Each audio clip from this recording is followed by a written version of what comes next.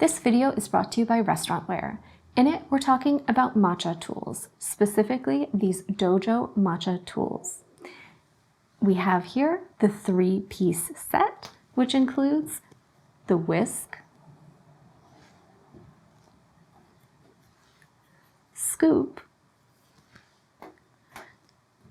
and also a spoon. And each of these items is also available for purchase separately as well.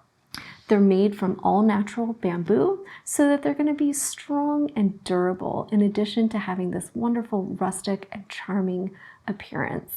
They're perfect for preparing airy, lump-free cups of matcha, and the general directions recommend that you take 2 scoops of your matcha into a bowl and add 2 ounces of hot water and use your whisk to whisk it in a W pattern until it's nice and frothy and lump-free.